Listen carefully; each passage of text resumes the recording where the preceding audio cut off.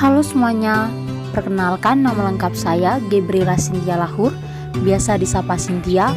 Saya dari kelas 10 IPA 2. Jadi di video kali ini saya akan menjelaskan tentang siapa itu Malaikat Agung Gabriel yang biasa disebut dengan Malaikat Pembawa Kabar Gembira. Selamat menyaksikan. Malaikat Agung Gabriel.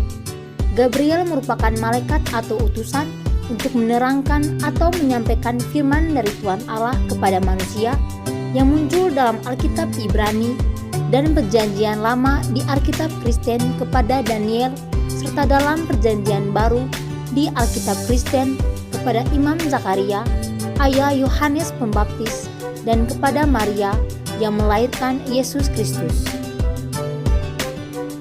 Malaikat Gabriel adalah pembawa pesan yang dipercayai mengantar beberapa pesan penting dari Allah. Gabriel muncul kepada setidaknya 3 tokoh dalam Alkitab. Pertama, kepada Nabi Daniel.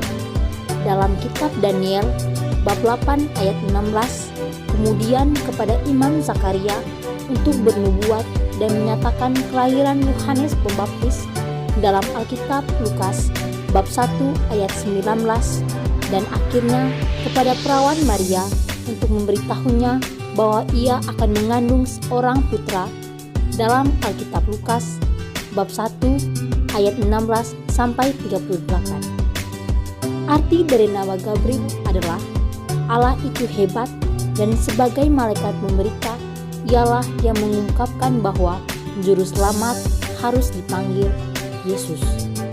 Dalam kitab Lukas bab 1 ayat 31.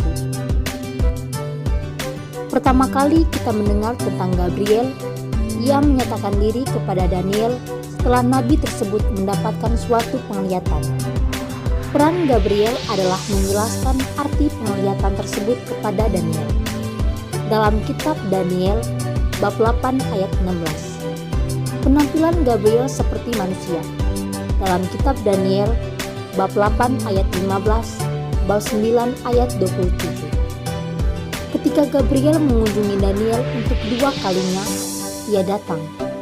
Terbanglah dengan cepat ke arahku, Gabriel, dia yang telah kulihat dalam penglihatan yang dahulu itu pada waktu persembahan korban petang hari. Dalam kitab Daniel, bab 9 ayat 21. Istilah terbangnya. Gabriel mungkin menyiratkan adanya sayap, tetapi secara harafiah tidak disebutkan. Ada pula dituliskan bahwa penampilan Gabriel menakutkan, sebagaimana Daniel jatuh tertelungkup di hadapannya. Dalam kitab Daniel, bab 8 ayat 17. Sakit berhari-hari setelah pengalamannya dengan malaikat dan penglihatan tersebut. Dalam kitab Daniel, bab 8 ayat 27. Gabriel menyatakan bahwa ia diutus dari surga sebagai jawaban dari doa Daniel. Gabriel datang untuk memberi jawaban begitu Daniel mulai berdoa. Dalam kitab Daniel, bab 10 ayat 12. Akan tetapi, Gabriel menjumpai perlawanan di tengah perjalanannya. Pemimpin kerajaan orang Persia berdiri 21 hari lamanya menentang aku dan menundanya menjumpai Daniel. Di sini kita mendapatkan pandangan sekilas dari dunia roh dan perlawanan yang terjadi di belakang layar. Malaikat kudus seperti Gabriel sedang melakukan kehendak Allah, tetapi mereka sedang ditentang oleh makhluk gaib lainnya yang hanya menginginkan kejahatan di dunia ini. Pesan Gabriel kepada Imam Zakaria, ayah Yohanes Pembaptis, disampaikan di bait sambil Zakaria melayani di hadapan Tuhan. Gabriel muncul di kanan mezbah pembakaran ukuban. Dalam kitab Lukas bab 1 ayat 11. Sebuah simbol doa dan memberitahu Zakaria bahwa doanya telah didengar. Istri Zakaria yang mandul, Elisabet, akan mengandung dan melahirkan seorang putra. Bayi mukjizat ini akan dinamai Yohanes, dan ia akan menggenapi nubuat tentang kedatangan Elia. Pesan Gabriel tidak dipercayai, sehingga Gabriel membisukan iman Zakaria sampai pada hari penyunatan anaknya. Penglihatan Gabriel kepada Maria ditunjukkan untuk menyatakan kelahiran Tuhan Yesus Kristus dari seorang perawan. Ibu dari Mesias ini diberi kepastian akan perkenaannya di hadapan Allah. Dalam kitab Lukas bab 1 ayat 30.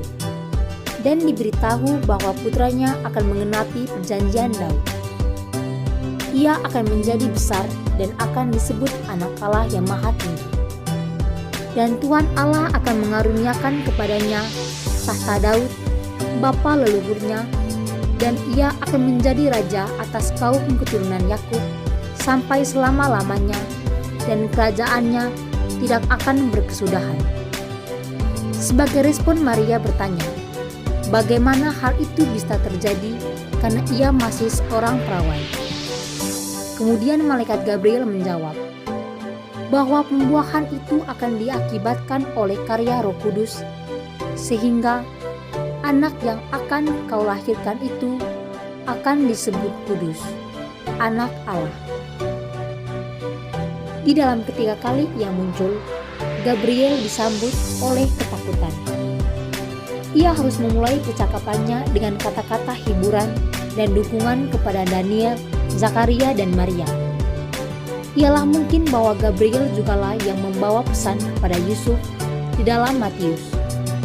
Tetapi tidak pasti, karena malaikat itu tidak disebutkan namanya dalam firman.